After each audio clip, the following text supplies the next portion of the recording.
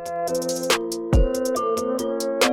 हम लोग देख रहे हैं rich dad poor dad book. पिछले वीडियो में हम लोगों ने देखा कि कैसे हर चीज को सिंपल तरीके से हमें समझने को कहा जा रहा है। पैसे की समझ हो, पैसे की नॉलेज हो, हमारा अकाउंट का सब्जेक्ट हो, ये सब कुछ बोरिंग होता है। थोड़ा बताया गया है कि अकाउंट्स जो है हमारे लाइफ में पैसे की समस्याओं को खत्म करने के लिए, पैसे के प्रॉब्लम को खत्म करने के लिए हमें अकाउंट सब्जेक्ट पढ़ना या सीखना उसके बारे में, या पैसे के बारे में सीखना समझना कि पैसा कैसे काम करता है, ये सब हमें बहुत जरूरी है अपने लाइफ में पैसे के प्रॉब्लम को सॉल्व करने के लिए, जिसे काफी लोग नहीं सीख पाते हैं और ना अपने बच्चों को सिखा पाते हैं। इसलिए इस बुक में बोला गया है आसान भाषा में हमें सीखना है और आसान भाषा में अपने बच्चों को भी सिखाना है। तो यह एक फोटो जो है आपके सामने, यह एक संपत्ति का कैश फ्लो पैटर्न है।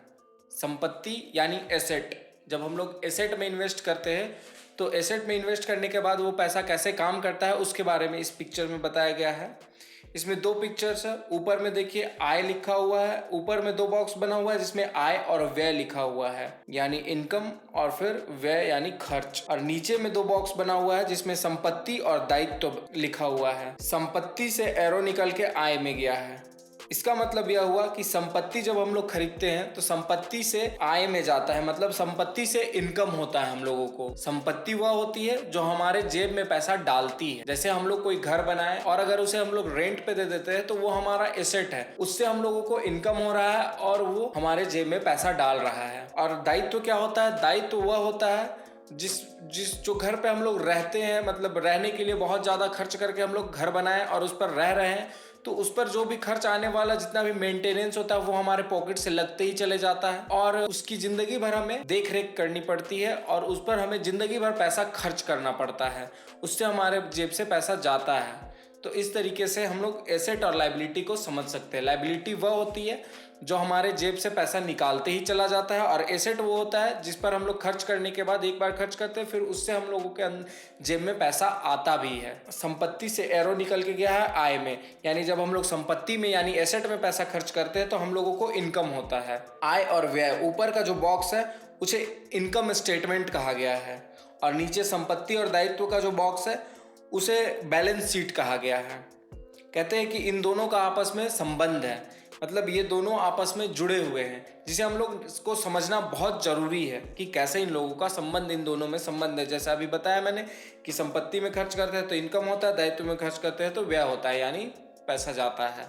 तो इसी तरह से इन दोनों में आपस में संबंध है और इनकम स्टेटमेंट और बैलेंस शीट से ही हमें लाभ हानि का पता चलता है। और अब दूसरा पिक्चर देखेंगे हम लोग। दूसरे फोटो में दिखाया गया है दो बॉक्स ऊपर बना हुआ है, दो बॉक्स नीचे बना हुआ है। यह एक दायित्व का कैश फ्लो पैटर्न है। दायित्व यानी लायबिलिटी का कैश फ्लो पैटर्न। इस पैटर्न में आप देख रहे होंगे आय और व्यय ऊपर में लिखा हुआ है दो बॉक्स और नीचे संपत्ति और दायित्व। तो दायित्व से जो एरो निकला है वो व्यय में गया और व्यय सीधा बाहर चला गया, यानी वो पैसा खर्च होते जा रहा है और वो पैसा हमारे पास रिटर्न में नहीं आ रहा है, वो पैसा चल जाते ही जा रहा है, वो खर्च हो रहा है, यानी वो पैसा बर्बाद हो रहा है, खत्म हो रहा है, वो पैसा रिटर्न में नहीं आ रहा है। इसीलिए कहते हैं कि संपत्ति वह चीज है जो मेरी जेब में पैसा डालती है, दायित्व तो वह चीज है जो मेरी जेब से पैसा निकालती है। तो इसी तरह से एसेट और लायबिलिटी में फर्क पता चलता है हमें कि एसेट हमारी जेब में पैसा डालता है, लायबिलिटी हमारी जेब से पैसा निकालता है, और इसे हम लोगों को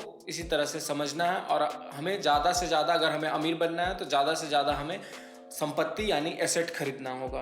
तो इस वीडियो में इतना ही। इस वीडियो से हम लोगों को सीखने को मिलता है कि एसेट और लायबिलिटी क्या है और हमें एसेट में पैसा खर्च करना है, ना कि लायबिलिटी ज़्यादा खरीदनी है। हमें ज़्यादा से ज़्यादा एसेट में पैसा अपना इन्वेस्ट करना है, जिससे हमारे जेब में पैसा आते रहे और हमारी ज़िंदगी से पैसे की समस्या खत्म होती रहे। तो इस वीडियो में इतना ही। अब हम लोग नेक्स्ट वीडियो में इसके आगे भी काफ़ी सारी तस्वीरें दी गई है, उन तस्वीरों को देखेंगे और समझने की कोशिश करेंगे कि उससे उन तस्वीरों से हमें क्या सीखने को मिल रहा है। ठीक है, तब तक के लिए बने रहें।